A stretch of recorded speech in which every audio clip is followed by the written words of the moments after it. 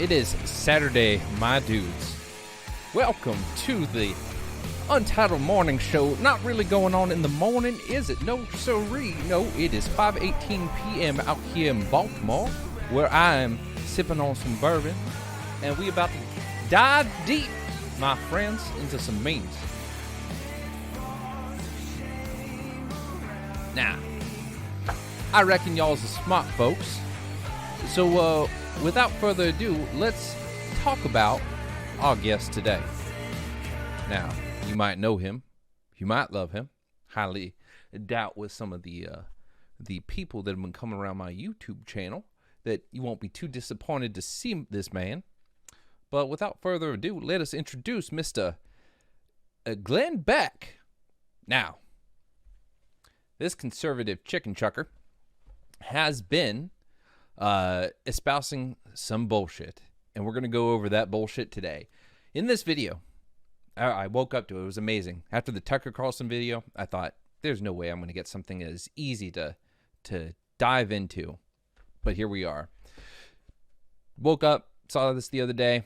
Glenn is going to go on for 15 minutes about all the corruption and wrongdoing that he has exposed in the infuriating and frustrating reality of not seeing it lead to any justice. Not seeing it lead to change. Now, if we take everything that Glenn Beck says at face value, that is to say, truthful, objective recollection of fact, who could blame him? I couldn't. I would be furious. I would be absolutely furious. If I spent 37 years working in media, over 20 of which covering politics, and the shit show that has gone down time and time again in this country, especially when it comes to certain aspects of corruption, and if I've laid it bare and it's not been taken to task, I would be upset. I would be upset. And if that's all he was doing all these years, I wouldn't have jack shit to talk about. Instead, Glenn Beck leans into conspiracy theories, half-truths, and misrepresentations of facts as a bank to lend some credibility to the baseless claims that this election was stolen, or that there is some reason to believe it was stolen.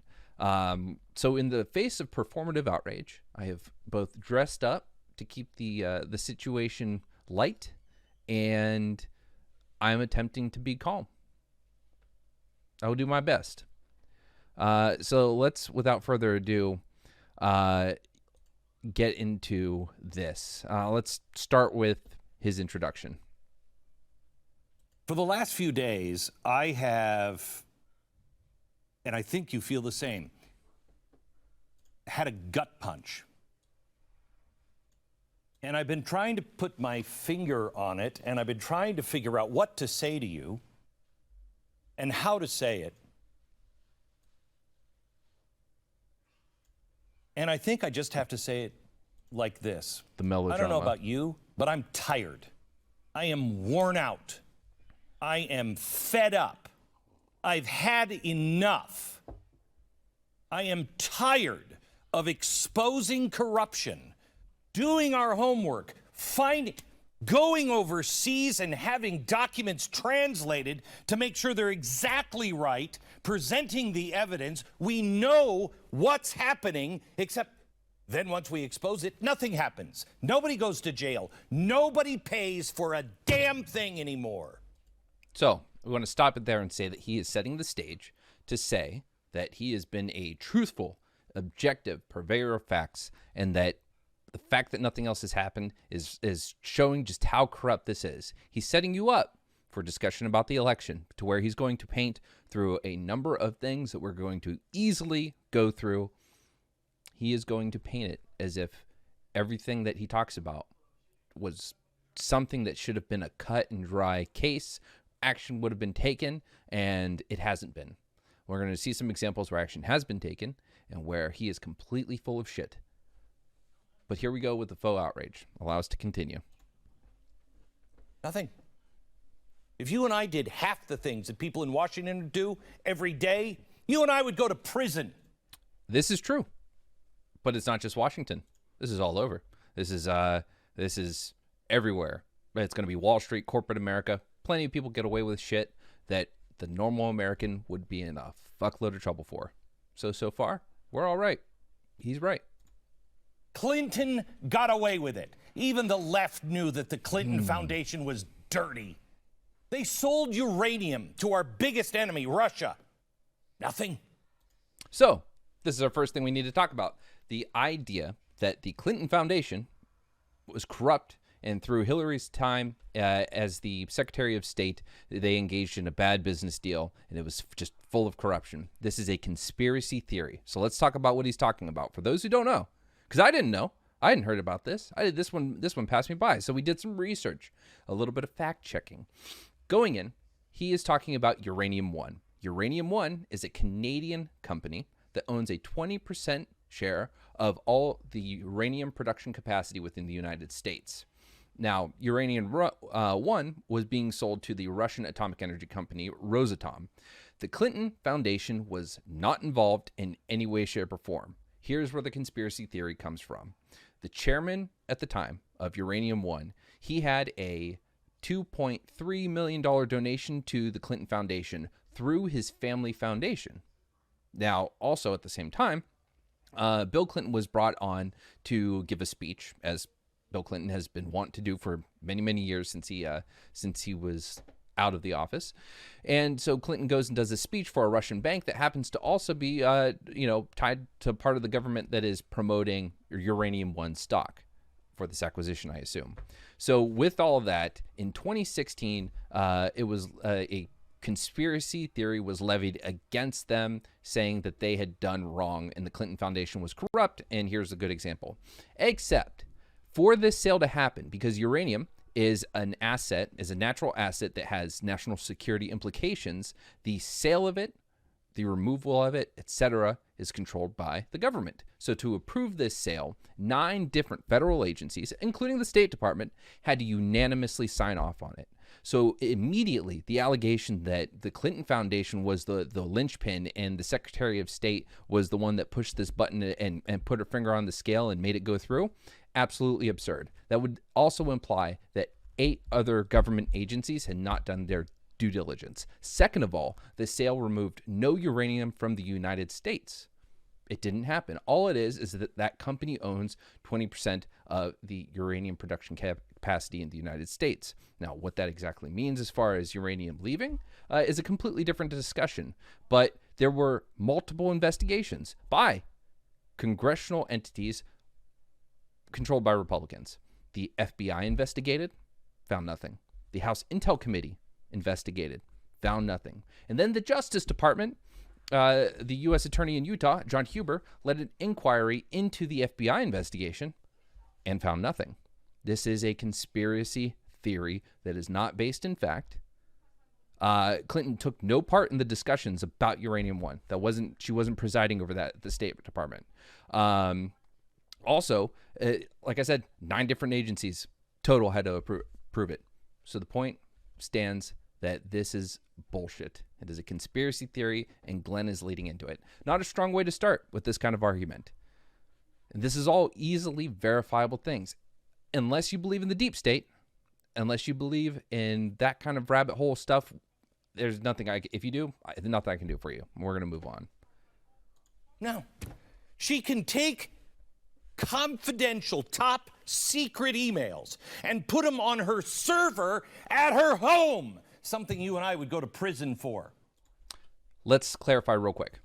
What Clinton did was absolutely screwed up. In 2005, it was said that you cannot use a private server for government email business. She violated that by having this private server. Absolutely. But what Glenn is also wrong about here is it's not an immediate thing that you go to jail if you mishandle classified information. You could be terminated. You could be investigated. You could go to prison. You could be discharged from the military. But the implication that it's just outright going to lead for you to go to prison and that she didn't get it, not true. However, the degree to which she was negligent, especially just having that server in general, yes, a lot of people would be at the very least fired, if not probably doing some answering to some legal charges from the United States government. Regardless, this was investigated in great detail. The amount of classified information, according to the FBI report, was very little. The amount of top secret information was not portion marked. It wasn't there. in any kind of recognizable manner. It was that the topics were discussed in email chains. Did Hillary send the email, and did she type the classified information, or did she receive it, or did she forward it? We don't have that information. What we do know, though, is that this server was not full of classified information. She did screw up, but this wasn't just some blatant, super destructive leak of tons and tons of classified data. Not the case at all. And also, let's see what else. Read the Comey Letter. I'm gonna do a little quote from the Comey Letter. I know there were many opinions expressed by people who were not part of the investigation, including people in government, but none of that mattered to us. Opinions are irrelevant, and they were all uninformed by our insight into the investigation, because we did the investigation the right way. Only facts matter, and the FBI found them here in an entirely apolitical and professional way. I couldn't be prouder of this part of the organization. The point stands that there was some misconduct. There were some emails that were deleted that shouldn't have been deleted. But they found only 8 chains out of thousands of emails. They found 8 chains that contained classified information. I'm sorry, 8 chains with top secret information, 36 with secret info, but no markings for either of those, which again means that the information was either classified by aggregate, up-classified during the investigation, but it doesn't mean that Clinton was the one explicitly negligent other than creating the server. It was bad, shouldn't have happened, but it's not the scandal that Republicans continue to say it is. We would be in prison for the rest of our lives. Not a big deal. It was a big deal. No one said it wasn't a big deal. No. Not only did we show you that we were gun running to a group in Syria that became ISIS, that's what we were doing in Benghazi. Not false. That's not what we were doing. We were in Benghazi because we've always had people in that neck of the woods. But to really, the important claim I want to focus on is the idea that we gave weapons to what became ISIS. No. Tons of governments from Europe to China to the United States were giving weapons to the Syrian opposition. Now, whether or not you agree with that, besides the point. What is important is that the U.S. weapons that ended up in ISIS hands are very small. Also, ISIS has been around since the 90s, by the way. Just late 90s, yeah. So it's not like we armed ISIS and then they went off. Many arms from many people who were involved, many countries that were involved in this. The arms got spread. It happened. It's bad. It's something that is tracked, though, and well documented. And let's see. Let's hear about Benghazi. Not only that, but just the killing of a U.S. ambassador, and, might I point out, on Veterans Day, we abandon our troops. I love when conservatives will wave the bloody flag and support the troops, and yet in Congress, they will not push people in Congress to take action to make the VA better, to provide more support for our veterans. It's very funny when they choose what time they're going to pull that out. But let's talk about Benghazi, because Benghazi was heavily investigated, because I was a Republican at the time of Benghazi. I was thinking this is the downfall. Obama is not going to get reelected. He wouldn't refer to it as a terrorist attack for days. Like, there was inconsistency in the messaging. That upset me. And I remember thinking they could have done something to get troops there to help them. Why the fuck didn't they? How dare the government abandon these people? And then there was an investigation. And what the conservatives didn't do, after the investigation found that there was nothing wrong done, they just shut up. Fox News gave very little time about it. There's a Daily Show clip about it that kind of just highlights they were Benghazi, Benghazi, Benghazi. And then when it was finally proven that their accusations were false, they just shut up. They shouldn't have been able to get away with that. But let's go into the details, shall we? So here's one common claim. He just made it. We abandoned our troops. The military had time to act and told special forces in Tripoli to stand down. That is false. The Republican-led investigation found that 4 people, including the ambassador, were already dead when the decision was made to keep the forces in Tripoli. Another common claim is that the Obama and staff watched live footage and did nothing. No, false. Despite the fact that many, many government workers would love to find that footage, nothing has been found, and no evidence, which is important, has ever been provided. Lastly, another common claim A lack of funding led to this event. That is also false. Funding was up dramatically from September 11th, 2001, and significantly from 2008. And the State Department and government officials, government experts have said that the issue was not having enough funding. It was not having enough people and protective measures in place. He's saying that nothing happened. He's saying that Benghazi happened and then nothing happened. No, what he means is that we wanted to see Hillary Clinton and Barack Obama go down. As I was a conservative, that's what I wanted, but that's not what happened. And that's what he means, because a lot did happen after Benghazi. But the thing is that no one was at fault in a way that demands some individual be punished. And a lot did happen. Let's go over 5 real quick points that the State Department has done. These are massive changes in the face of Benghazi. State Department created a new position of Deputy Assistant Secretary for High Threat Programs in the Bureau of Diplomatic Security. This senior manager will be responsible for ensuring high threat posts receive focused attention. Second, they created 151 new diplomatic security positions and filled 113. The remainder will be filled in 2014. This is obviously older info. The Defense Department assigned an additional 35 Marine security detachments to U.S. diplomatic facilities and created a rapid response unit comprised of 9 squads of battle-ready Marines trained in close quarters combat. They increased training for diplomatic security agents, revised the department's high-threat tactical course, and added fire survival training to the list of requirements at high-threat posts, and lastly, installed new personal safety equipment, surveillance cameras, firefighter equipment, and reflective tape in safe havens at high-threat posts, and have likely improved these measures since. Glenn Beck is wrong. Benghazi did lead to action. It just didn't lead to the political downfall of the people that he doesn't like. Did anything happen? Nope. Nope. Nothing. I'm tired of it. I'm tired of actually being open and saying, okay, well, let's look into the spying on this presidential candidate. That's a pretty hefty charge. Were they doing it? And then finding out, yes, they were, and nothing happens. They were not spying on Donald Trump. They were not. Here's what happened. So the government was aware of Russian interference in our election. They were aware of the social media campaign. They were aware of attempts to hack election systems, successful hacking of certain election systems. The government was tracking this, and they had a reason to believe that there were a lot of counterintelligence threats in the Trump campaign because a lot of Trump's campaign had ties to Russia, had contact with Russia. Remember Trump saying he didn't? He did. So the intelligence community is tracking interference in Russia. One member of Trump's campaign, I'm sorry, let him say this.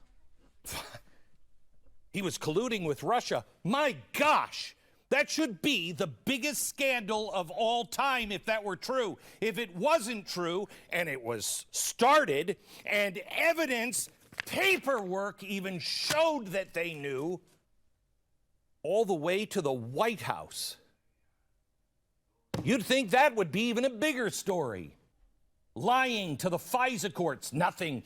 Creating an enemies list, nothing. Using our own intelligence agencies to assist in this operation. Spending millions of dollars on a claim they knew that wasn't true. Okay, cool. So, no, they didn't know it wasn't true. That's why they were doing the investigation. Second, the lying to the Fisa court. He is absolutely right about that. The Fisa court was misled. But let's talk about what really happened. So the claim is that Donald Trump was being spied on. His campaign was being spied on. No. Certain members of his campaign were being looked into for Russia ties. Carter Page was the only one who had a FISA warrant against him. He had Russian ties that were normally a cause for national security concern. However, he was a source for the Central Intelligence Agency. Had the FISA court been aware of that, they would have thought of his contacts as less out of the ordinary, right? But Kevin Kleinsmith, who is now an ex-FBI lawyer, omitted that information when submitting the FISA warrant. Again, that would have changed the perspective on Carter Page to the FISA court. But guess what happened? In August of this year, 2 things. The Senate Intel Committee, controlled by the Republicans, found that the FBI was justified in their counterintelligence concerns about Page, despite his work with the CIA. And then Kevin Kleinsmith, the lawyer that lied, leading to the FISA warrant in the way that it did, pled guilty to falsifying documents and is going to be sentenced next month. That's action happening. That's the reality of what happened. The spin of the idea that Donald Trump was being spied on is not the case. There was an actual active threat from Russia to our election. It was being monitored, and Trump's campaign was full of people that were in contact with Russia, that had suspicious ties, and the government was following through on that threat. Period. End of story.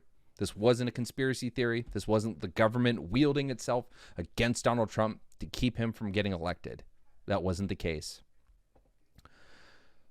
The Horowitz report also found no political bias from the FBI, though it did explicitly say that doesn't mean it wasn't a motivating factor. But again, the Senate Intel Committee, led by the Republicans, found that the FBI was justified in their concerns. Let us continue. The collusion on Russia, they knew it before the president was ever elected. The scandal, the loss of billions of tax dollars in Ukraine. Cool. Before we go to Ukraine, let's talk again about Russian collusion. So I've already said that the government was tracking the threat of Russia. Several members of the Trump campaign having ties to Russia. The thing about, Carter Page, the Republican Senate saying that blah, blah, blah. We've just discussed this. But as far as the report, it never said no collusion. And that's one of the biggest lies that has ever been said about that investigation. There was a threat, and it was investigated. It found numerous examples of how Trump's claim that Russians were denied access to anyone in the campaign, completely false. And that includes a meeting with Donald Trump Jr., meeting the Russian lawyer with a promise for providing dirt on Clinton. Mueller also noted that some Trump campaign officials had declined to testify under the Fifth Amendment or had provided false or incomplete testimony, making it difficult to get a complete picture of what happened during that 2016 campaign. And the special counsel wrote that, quote, cannot rule out the possibility, end quote, that unavailable information could have cast a different light on the investigation's findings. So in the aftermath of the Mueller report, the Trump and conservative media spun this false narrative, lying to the American people, and no collusion is one of the best examples of that. It's complete and utter bullshit. That is not what the report said at all. But now we're going to hear about Ukraine, because, hey, let's continue with the line of bullshit. No big deal. The lies and the collusion with the Obama administration in Ukraine, no big deal. Hunter Biden for... Cool. Let's talk about that. Loss of billions. I actually don't know exactly what Glenn Beck is talking about because I've Googled multiple versions of billions of dollars lost in Ukraine. Haven't found a single thing about it. What I did find, though, is the issue with Hunter Biden, or the non-issue, really, with Vice President Biden back during his time serving under Obama, right? Biden goes to Ukraine and makes a threat that they're going to withhold $1 billion in loan guarantees if Ukraine doesn't remove their corrupt prosecutor general, Viktor Shokin. Now, his corruption was widely known. The international community wanted him out, and anti-corruption advocates within Ukraine wanted him out. So Biden did what politicians will do, what leaders will do, and use their political power and their relationships with other countries to help make the world a better place. And this came in the form of, hey, we're not going to give you money if you don't get rid of this very corrupt dude working in your government. Now, the media has rightfully pointed out the conflict of interest because Hunter Biden was, at the time, holding a directorship with a Ukrainian company. I believe it was a natural gas company. That's actually completely legitimate. But that's just a conflict of interest discussion. I don't know what he's talking about with billions of dollars lost. That wasn't the issue. Now, he's going to talk about China. Let's hear. Forget about Burisma. What was that, $7 billion? Couldn't find anything about the $7 billion. Look at Hunter Biden and his father in China. Hunter Biden and Joe Biden's businesses in China is completely well documented. Now, there are recent allegations that are unsubstantiated, and that is the point here, by the way. Unsubstantiated allegations lead to Mr. Beck. Mr. Beck. So, what is he talking about? There's this Peter Schweizer documentary that was released on the Blaze with a lot of creepy music and a lot of ominous just asking questions kind of rhetoric, where they imply that there's some really nefarious shit going on with the Bidens over in China. Totally unsubstantiated, just like the laptop. Let's hear about it. Glenn? Oh, but we don't have any proof of that. Yes, we do. We have all the proof anyone who cares to be honest needs. We have all the documents on his own frickin' laptop, which have been verified for people that were working with him, who were Democrats that had those same emails on their computer. Nothing has been covered up with this laptop. If there was a bomb to drop, if there was a bomb on that hard drive, it would have been dropped by now. It would have. Established media orgs have talked about the laptop. Multiple newspapers have reported on it. Now, one thing that did happen, and Twitter has said they were wrong for doing this, they blocked links to the New York Post story because the emails were unverified and it was supposedly hacked material. So they walked back their policy on that and basically said, okay, we shouldn't have censored the link. We shouldn't have blocked people from being able to see the information, because they kind of realized like how that looks. And they said we should have used the tools we have, which are to warn people about suspicious information or disputed information or for unverified information. Good on them for admitting that. Good policy change. But at the same time, because it happened to conservatives, it is going to be a conspiracy theory, because the liberal media and these platforms in Silicon Valley are actively working against the Republicans, and that's not the case. But here, I want to pause for a moment and say, one of the problems is that if you want to see conspiracy theory, if you want to see the government and media and tech working against you, it makes it really unappealing to kind of pay attention to anything else that might say otherwise. People will say they want it. People will say, I just want to know for sure. But they have their inclination, and that's what enables this kind of shit. The scandal of our Justice Department, the deep state, which I didn't believe in 4 years ago. My gosh, you've got to be dead and probably voting in the last election if you don't see the deep state. Since he said it, I guess we have to cover it again. This comes up every election. The dead voters. And again, a Republican investigation found that there was no consequential evidence of voter fraud. Nothing that would sway any of the leads that Joe Biden had. It never happens.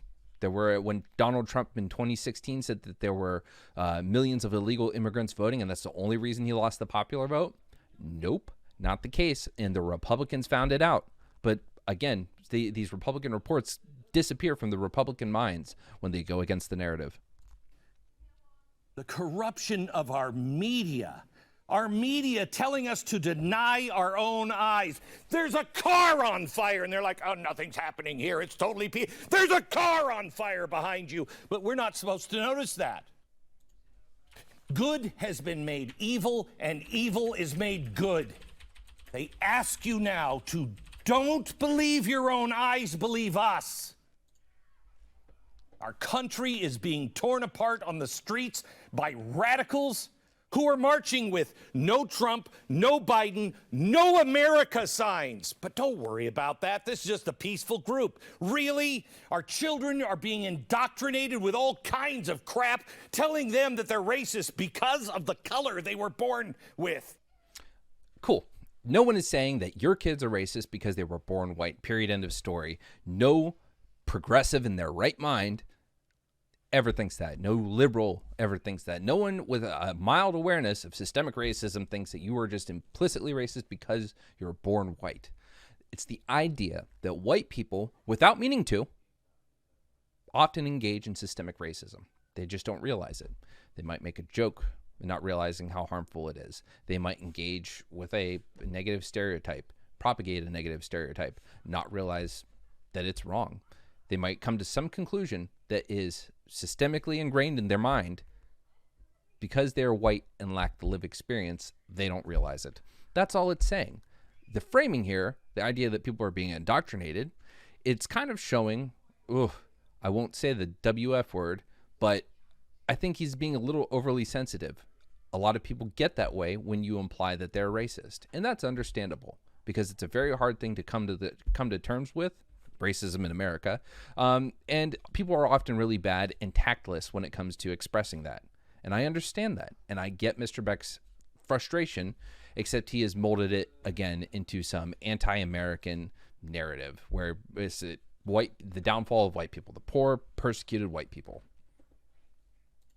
The teachers' unions completely out of control, the lies of Black Lives Matter, Inc., and no one seems to care. No one seems to care that Black Lives Matter is actually a corporation. That Black Lives Matter, on their own manifesto, said they wanted to destroy the nuclear family. But that's all fine. So here's the problem with this argument. One, it doesn't matter that Black Lives Matter is a corporation, and it doesn't matter that they said they wanted to get rid of the nuclear family. Because at the end of the day, systemic racism exists, and that it's well documented, well recorded. Example, a black person in possession of marijuana with the same amount as another white person who would be found with the same marijuana in the exact same way is 3 times more likely to be arrested in that circumstance. There is endless evidence of disproportionate application of the law towards black people, towards minorities. And that's what they are fighting for. And that's why they are out in the street. So if you're going to focus on Antifa versus Black Lives Matter protests, if you're going to focus on the corporation aspect, you are targeting these little fish, right? These little fish that don't matter. These are the fish that swim under sharks and whales. Those don't matter. What matters is the fucking shark, is the whale. And that is systemic injustice when it comes to the justice system, when it comes to law enforcement that is targeted towards black people. It doesn't mean that every police commissioner is a racist telling his police to go out and fuck with black people. It just shows that systemically that's what happens. And it's an issue to deal with. But by misdirecting or not focusing on that aspect, you're doing harm by not acknowledging it. If everyone stopped trying to push back and find a reason to hate Black Lives Matter and instead went and talked to their local officials, went and talked to their congressmen, their state representatives, their senators, things would be changing. Instead, people like Glenn Beck, people who follow that same narrative that want to get rid of any reason to accept that Black Lives Matter might have a point, does harm and holds back real good progress. Focusing on the nuclear family bullet point, for example, is just a disingenuous way to avoid acknowledging that a real issue exists. Because no one, again, wants to admit that there's still racism, that there are still problems. But there are. Antifa? No. They're not wild in the streets. It's only an idea. Yeah, kind of like Nazism was an idea. But yet, if you support the Constitution, if you just... So, I kind of agree with Glenn here on Antifa. I always hate when people say it's not an organization. It's called a leaderless resistance. It's a strategy of not having a head that can be cut off. You don't have a hierarchy, right? It's a semantical argument, but I don't think people realize this. With my little bit of experience in counterterrorism, we see this all the time. ISIS is another example, but no one would say that ISIS isn't an organization. It's a dumb argument to have. So to his point there, to be charitable, he's kind of right. However, the Nazi thing is a little fucking absurd. It's really stupid. The Nazis held awful views: racism, eugenics, anti-Semitism, homophobia, etc.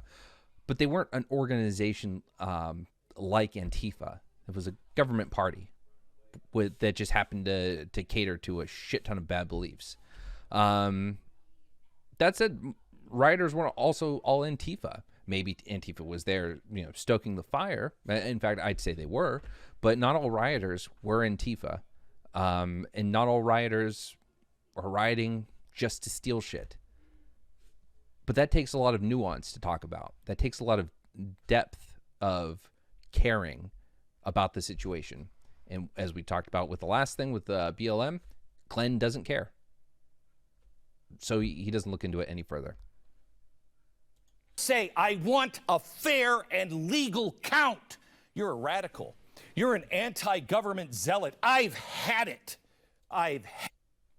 No, that is not the case at all.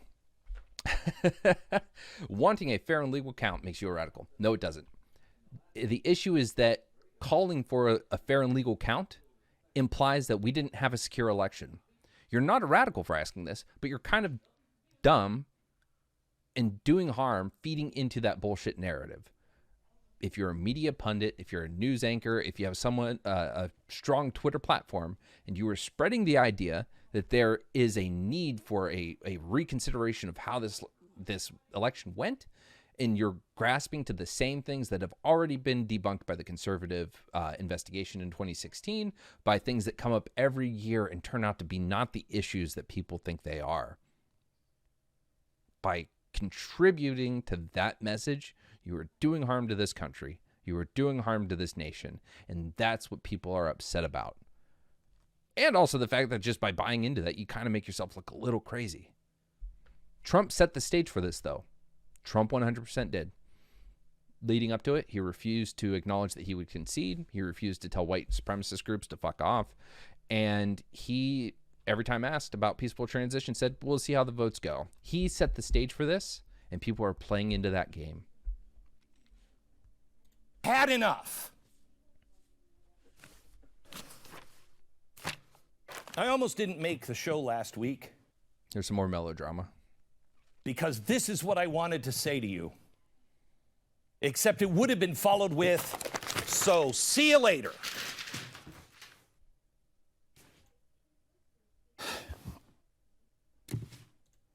I want to point out he hasn't proven anything. Do you know how hard this is? I know you do. Because none of his claims have had any water at all. The little bit of charity I've given him has not made it to the point where he is pushed and pushed and pushed for reality, and yet justice never finds its way to come to fruition. Because you're doing it in your own life. Do you know how hard it is to know this stuff, to be able to prove this stuff, and yet nobody seems to care? You're the bad guy. He sounds like your boomer relative sitting on Facebook saying, look at this, it's a conspiracy. It's like that guy who ran up on stage and said the Biden crime family is stealing the election. It's that. It's the person that believes all those conspiracy theories and just thinks that everyone is ignoring them and not listening. But that's not the case. But he's making you, if you're watching this video right now, and you're one of the Republican hate watchers, the conservative hate watchers that popped in on that last video, I am looking and talking directly to you right now. He is making you feel validated. He is lying. Go do the research for yourself. Look up everything I just said, but look at your news sources. Look where you're getting it from. And consider for a moment that he might be lying to you. Because he is. And what he does in this, what he just said right here, he's like, you know this, and you're going through this in your life. I know how hard it is because I know you're going through it. He's talking about people shouting you down on Facebook, shouting you down on Twitter, and all those evil liberals that you think are doing real harm to this country. He is validating you. Don't buy into it. And then to tell yourself, remain peaceful with love in your heart. Let me get this out of the way. Nothing is over. CNN and Fox News, surprisingly enough, don't have the power to declare victory for anyone. The hypocrisy from the mainstream media and the left calling for Trump to concede and just roll over and accept the results is staggering. Because we had a fair election. That's why. Also, no duh. Fox News doesn't have the authority to call the election. But they have. Historically, news agencies have always called the election because the results do not get certified until weeks after the election. But we get information and we trust the process because it has been proven now, time and time again, when I harken back to that Republican study, it has been proven that the elections are fair and that we live in that kind of a democracy. To say otherwise, without proof, is to do damage. When you have Democrats, just so happy to accept their defeat. Really? When? When have they done that? When have they, in the last 20 years, accepted defeat? So, again, when it comes to a fair count, 2000 only happened. The 2000 recount in Florida only happened because it was called prematurely, and it was an incredibly close race. And also, just a fun fact, there have been studies after, now, to what degree they are accurate can be debated, but that have suggested Gore's gap would have widened tremendously had news agencies not reported Bush as early in the night. I think it was like 7:30 in the evening, East Coast time. They called Florida. People left the poll lines once it was called. And it was called for Gore first, if I'm not mistaken. So the Gore voters just went home. But he doesn't talk about that. I don't even think he's ever given a thought to it. And if he has, and he's sitting here talking about it like this, he is intellectually dishonest, and you shouldn't listen to this man. Also, recounts only shift votes by a few hundred one way or the other. So let's talk about the swing states. Georgia, as of last night, 14K lead. Arizona, as of last night, 11K lead. Michigan, 150K lead. PA, 63K lead. And Wisconsin, 20K lead. That smallest number, 11K in Arizona, recounts have only ever, I think there have been 36 recounts in the last 20 years, something like that. They only shift the votes by a few hundred. That's it. There's no 10,000 votes coming out of the woodwork. So then they have to rely on the idea of fraudulent voters, dead people voting, illegal immigrants voting, people voting multiple times, fraudulent mail-in ballots, things like that, to drive their narrative. Because the recount alone, they know, doesn't do anything. There were some voter machine software errors that were irresponsibly reported on and swiftly debunked. He'll talk about affidavits in court cases. Let's see where he goes. Not since George H.W. Bush. Al Gore launched a 36-day legal battle in 2000. I was in Florida at the time. Okay, yeah. So anyway, these affidavits in court cases are coming up. They're 0 for 12 in the court cases, and the affidavits, as fast as they get brought up, are completely debunked. Some of them are absolutely absurd. One was talking about how people were talking mean to the conservatives counting votes over the PA system. That was one of the bits of pressure that were being put on the vote counters. This discussion, this dialogue is a huge problem.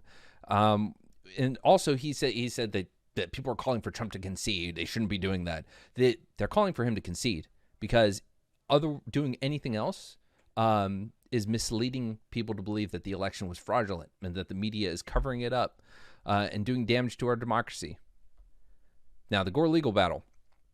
It was an election that was so close it was worth recounting. Florida is what gave Bush the election.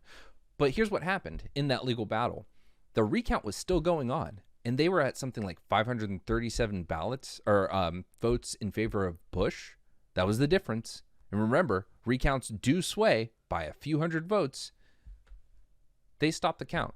During the count, the Supreme Court ordered it stopped.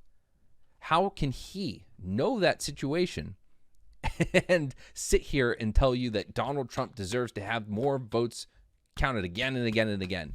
And yet there were people chanting, stop the count, which was funny because down in Arizona, they were chanting, continue the count. All he's angry about is that Donald Trump didn't win. And he is willing to put the security of this nation going forward at risk by propagating this idea.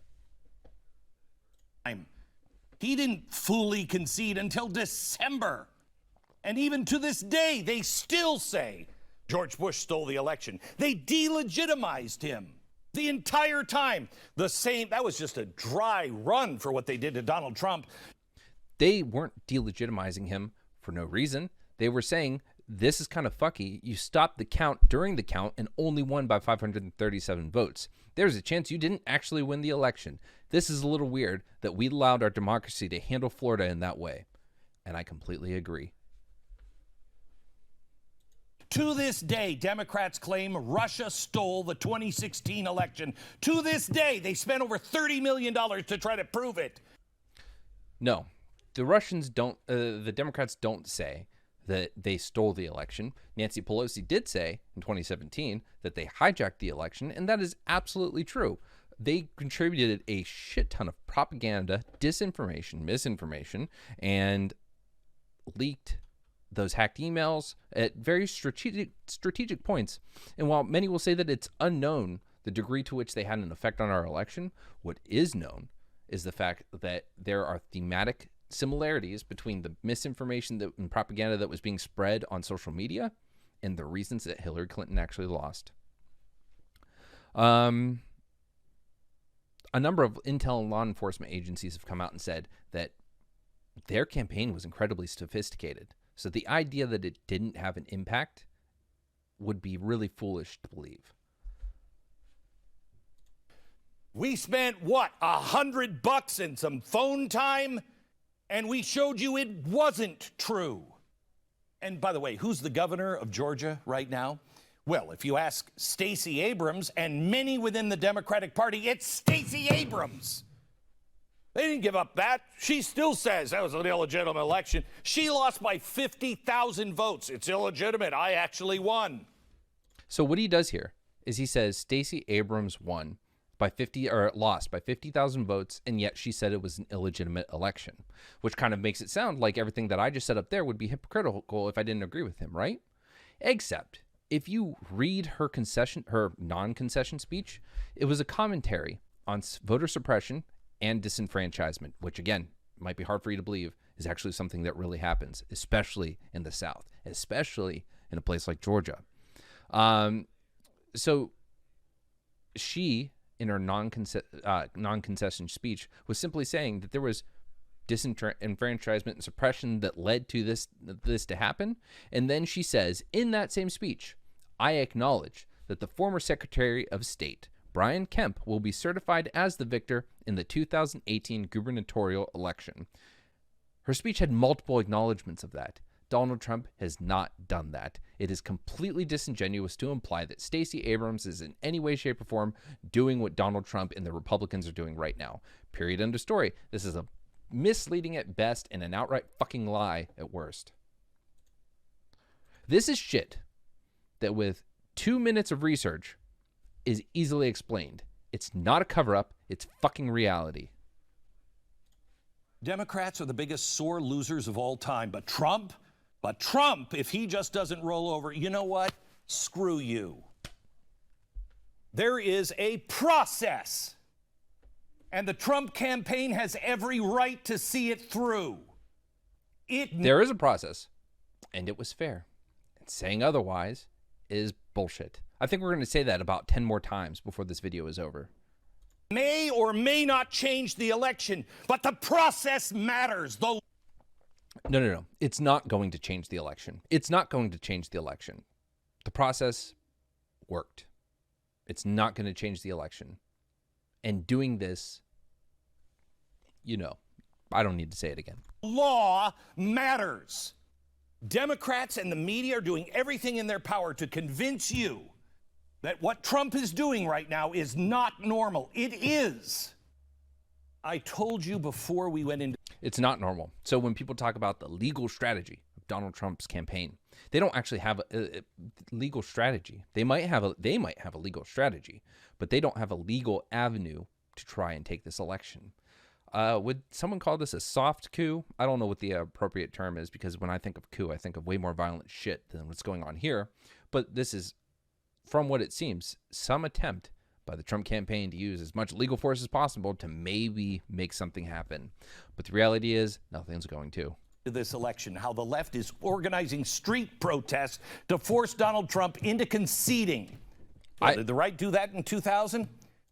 I totally support this. If Trump isn't conceding, the American people should be protesting it because it's wrong. And we protest when things are wrong. Did we start burning things to the ground while the Russia investigation was going on? No. And you know what, Bill Barr? Where the hell are you? Where are you? I am sick and tired of everybody saying that you are so great. Oh my gosh, he's just the fairest guy ever. Where the hell are you?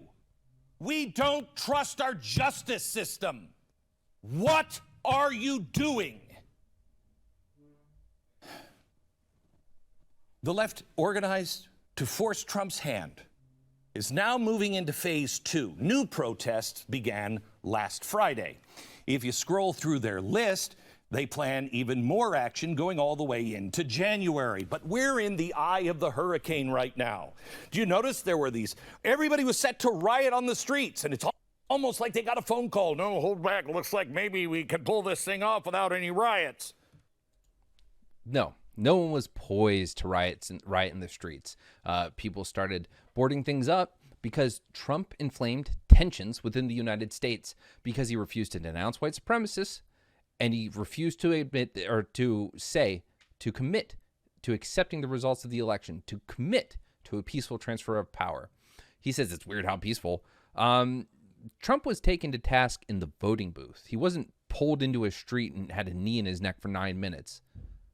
There's a difference. One is normal, and that's losing an election fair and square in a democracy. The other, being extrajudiciously murdered by the police because of the color of your skin, is not.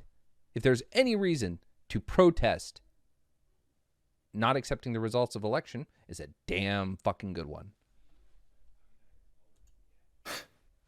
It's weird how peaceful it's been, but I guarantee you the minute it looks like they have any evidence on this stealing of the election, or maybe it was just an honest mistake, you have any evidence, I guarantee you they will be in the streets rioting. There won't be, though. So if anything happens, it will be unsubstantiated. And that's not me just setting the groundwork so that some bullshit can happen and then I can hand wave it. No, the reality is nothing is going to happen. Nothing's going to be found. Oh, I wish I had a counter, one of those baseball clickers. So every time I fucking said that, because it's a good thing to say in the face of what dummy here. I'm sorry. Have a sip of bourbon. We're going to continue. I showed you earlier the linchpin for these protests to really kick into high gear would be if Trump refused to concede. The longer this drags out, the calls from the left to hit the streets are going to grow louder. Forget the fact that this is quite literally how the process works, a process Democrats take advantage of every time they lose. Stop lecturing me about trying to delegitimize the next president. It's not official until December 9th. But again, it usually gets called well before then because we know the results. The end. Just because you lose doesn't mean you get to contest it.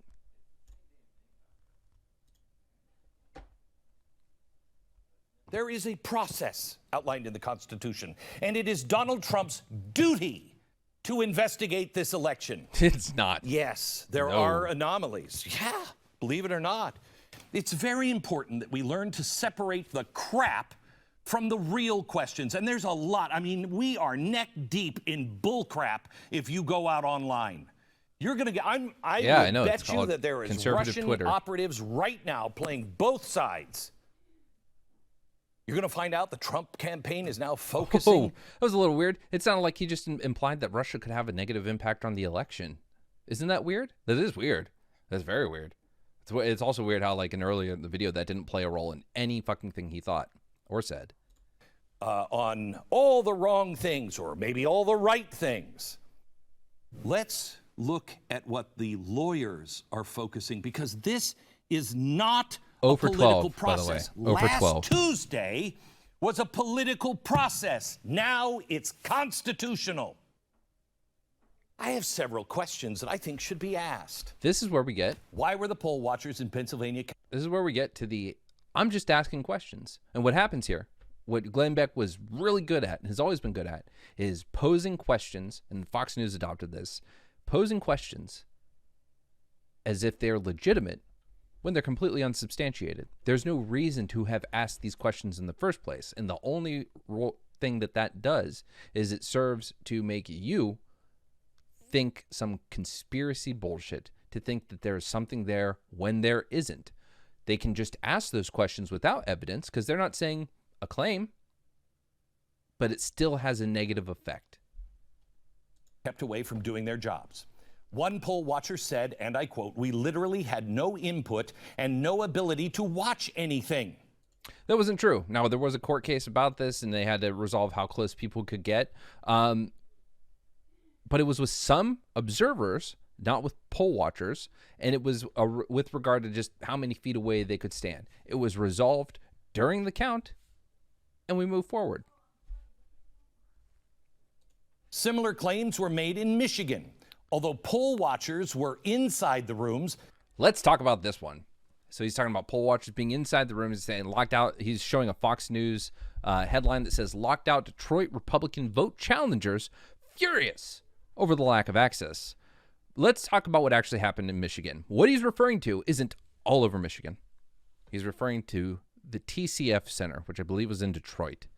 And Trump supporters were standing at the windows. Actually, let's let him go ahead and play this part. They weren't allowed to be close enough to actually see anything.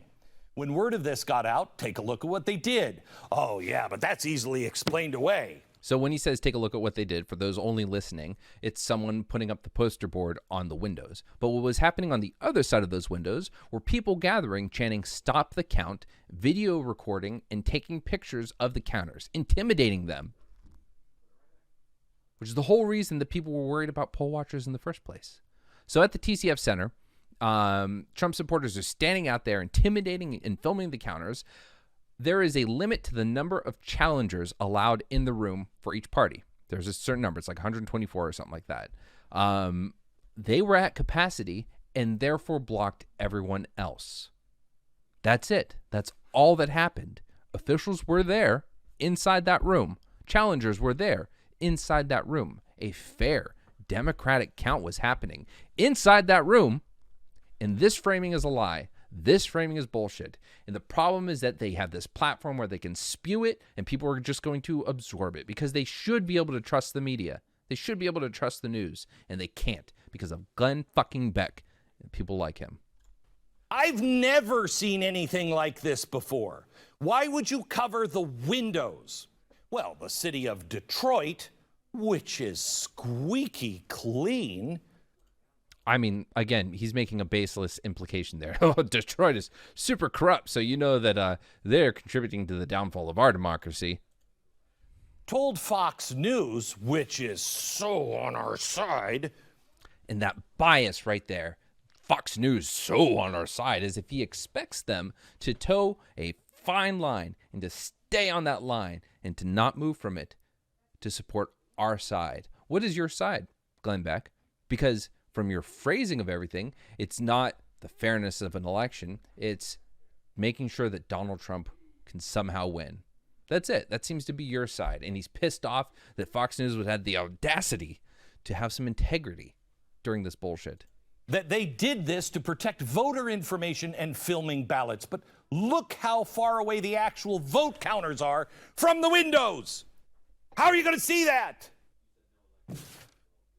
Because that's not what those people were there for. A month ago, that it would be the changes in the rules. And I guarantee you this is where you're going to get them if there's a way to change the outcome of this from Biden, which really looked on election night like it was for Donald Trump. He is implying that the conspiracy theories of that the overnight the election was stolen are true. That's what he's saying right here. That it looked like it was going for Trump, but then it switched to Biden. And then all of a sudden it went to Joe Biden. Well, maybe that's all legitimate. But let me tell you something. It's going to be in the changing of the rules in the middle of the game, shifting to mass mail-in ballots. I told you it would cause an insane amount of chaos. First of all, the idea that helping more Americans be able to vote, especially during a pandemic, is in any way, shape, or form a bad venture is absurd. And had Trump peddled the message that people need to vote by mail, if he hadn't started sowing distrust of mail-in ballots back in the summer, this conversation would be completely different. Glenn Beck, Tim Pool, everyone else on Twitter would be talking about how you need to get out there and get your mail-in ballot. But he didn't do that. Trump might have fucking won the election if they had done that. It's crazy to think about. And open the door to either real fraud or, at the very least, the appearance of fraud. Mail-in ballots are historically rejected. Tens of thousands are usually rejected. In Pennsylvania, the rate is always about 1%. If you're the first time filling out the ballot, That goes up to 3%, usually in Pennsylvania. It's usually due to human error, not filling it out correctly. In 2016, 266,208 mail-in ballots were cast in Pennsylvania. 2,534 were rejected. That's just under 1%. So what was it this year? Well, you know what? First of all, he's correct. Mail-in ballots are historically something that can and does get rejected if you don't fill it in right, and it's common for people to make mistakes. But let's hear what do you think the issue is? When all these people did it for the very first time, should be 3%. No, this year rejected the mail-in ballots was almost 30 times lower in Pennsylvania. Out of over 2.6 million ballots, they only found 951 that were bad. So, first, the fact that ballots are rejected is a good sign that mail-in ballots are taken very seriously, that there are precautions in place, and that's a good thing. Now, why? In 2020, though, why, Mr. Beck? That's a good question. Why are more ballots being accepted? It's because the independent organizations and states went out of their way to ensure that people, one, were getting their ballots in as soon as possible, so that if they were rejected for some reason and there was a system in place for you to be notified and so that you could resubmit a ballot, that could happen. So people were getting their ballots earlier, not being rushed, and independent organizations were working very hard to ensure that people knew how to fill it out right the first time. So he's absolutely correct. Ballots do get returned when you screw them up, but organizations were working very, very hard to make sure that people knew how to do it right. Vote Save America is an incredibly good example. They not only told you how to get your ballot, but they gave you easy to understand instructions on how to ensure that your ballot was going to be counted. This is a crock of shit. Yeah, that is really good. That's a rate of 0.03%. But don't worry, nothing to see here. That was an absolute crock of shit that whole time. There was nothing I could give to him. There was nothing that I could say was a really good point and something that we should be concerned about. Now, I have cited my sources on this. I went through and spent 8 hours for a 15-minute video. It took me 8 hours to get all the detailed information on all of these cases so that I knew that I was coming from a place of truth and not a place of bullshit. Citations include the FBI itself, Reuters, what else? NPR, PolitiFact. I tried to avoid too many fact-checking sites like Snopes or anything like that, unless they had links to something else. For instance, I did go to some factcheck.org links, but also those led to the Associated Press. These are all fact-checked. Everything that I just said to you is true, unless I said some words that hadn't been written down before and I slipped up. But I'm fairly confident that the truth-o-meter on this video right here is way higher than what Glenn Beck just did. Do the research yourself. Look it up. Go with Benghazi. Go with the Hillary Clinton email scandal. Go to Uranium One. That was actually a really interesting one to read about. And realize that this is all bullshit. Now, if you believe in the deep state, if you believe that the government is working against you, if you believe that our systems are so corrupt and fucked up that this kind of horrible undermining of the American democracy could happen in a year where everyone was on high alert. Everyone was concerned about the integrity of the election in the face of this pandemic. But the idea that it was going to flip all of a sudden, with all the eyes on the election this year, when we have had no instances of any kind of substantial voter fraud, is laughable. It's absurd. And then with the margins that we have, Trump's not flipping these states. Recounts aren't going to save it. And there has never been enough instances of voter fraud in the last 40 years that if you compiled them all together and put them in any state of your choice, would flip the results. Period. That just didn't happen this election. And it doesn't happen in other elections. And to imply otherwise is dangerous. And we're going to have to deal with it. This isn't going away. It's not. This is done. The damage is done. We will be dealing with this for a very, very, very long time.